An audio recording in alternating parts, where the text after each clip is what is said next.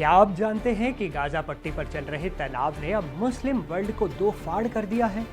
एक तरफ गाजा की मदद के नाम पर बड़ी बड़ी बातें और दूसरी तरफ पीठ पीछे जारी है गहरी जलन और सियासी जंग। हमास को लेकर खाड़ी के अरब देश क्यों चुप हैं? मिस्र के एक सम्मेलन से सऊदी अरब और यूएई के सबसे बड़े नेता क्यों नदारद रहे? क्या ये गाजा से ध्यान हटाने की रणनीति है या फिर मिस्र को मिली सुर्खियों का साइड इफेक्ट? आज हम बताएंगे कि मिस्र में हुए उस बड़े सम्मेलन से दो सबसे बड़े मुस्लिम देशों के शहजादे क्यों दूर रहे और क्या है गाजा पर मुस्लिम देशों के दो फाड़ की इनसाइड स्टोरी। तो चलिए शुरू करते हैं पूरी खबर विस्तार से। नमस्ते, मैं हूं असीम और आप देख रहे हैं एनडीटीवी इंडिया।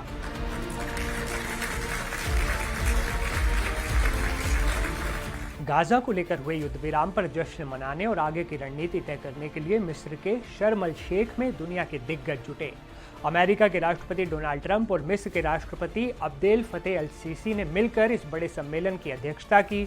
लेकिन इस अंतर्राष्ट्रीय मंच से खाड़ी के दो सबसे बड़े देश सऊदी अरब और संयुक्त अरब अमीरात यानी यूएई के सबसे बड़े चेहरे नदारद थे। ये दो नाम थे सऊदी अरब के क्राउन प्रिंस मोहम्मद बिन सलमान और यूएई के राष्ट्रपति मोहम्मद बिन जायद। उनकी गैर मौजूदगी ने दुनिया को साफ संकेत दिया कि गाजा को लेकर मुस्लिम जगत के अंदर सब कुछ ठीक नहीं है। इस सम्मेलन के पीछे मुख्य एजेंडा था गाजा में युद्ध विराम। पिछले कई हफ्तों से मिस्र कतर के साथ मिलकर मीडिएटर के रूप में बातचीत कर रहा था, जिसके नतीजे में ये नाजुक युद्ध विराम संभव हो पाया। इस सफलता ने मिस्र को अंतर्राष्ट्रीय सुर्खियों में ला दिया। एकदम से सब जगह मिस्र की बातें होने लगी और यही सुर्खियों में आना शायद खाड़ी के अरब देशों को रास नहीं आया। राजनयिक सूत्रों की माने तो रियाद और अबू धाबी ने अपने शासकों की जगह मंत्रियों को भेजकर मिस्र को इतना बड़ा मंच देने पर अपनी नाखुशी जाहिर की। लेकिन ऐसा क्यों? ये भी एक बड़ा सवाल है।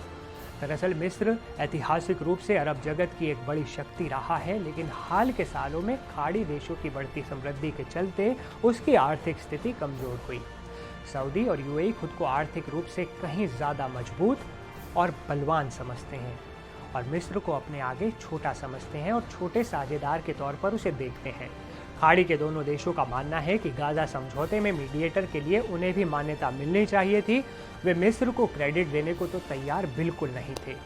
ये उनके बीच चल रहे सियासी वर्चस्व की लड़ाई का साफ संकेत है। दूसरी तरफ हमास को लेकर भी इन देशों में गहरा विभाजन है। सऊदी अरब और यूएई दोनों ही हमास को संदेह की नज़र से देखते हैं। उन्हें डर है कि हमास जैसा इस्लामिक आंदोलन उनके राजशाही शासन के लिए खतरा बन सकता है। खासतौर पर रियाद और अबू धाबी दोनों इस बात से निराश हैं कि युद्ध विराम के बावजूद हमास को पूरी तरह से खत्म क्यों नहीं किया गया। ये उनका एक बड़ा सवाल है। यूएई और सऊदी अरब दोनों ही ऐसे किसी समझौते के खिलाफ हैं जो हमास को किसी भी रूप में बने रहने दे। इन शासकों को लगता है कि मिस्र को मिली अंतर्राष्ट्रीय पहचान उनके अपने एजेंडे को कमजोर कर रही है और वो ये भी चाहते हैं हमास पूरी तरह खत्म हो।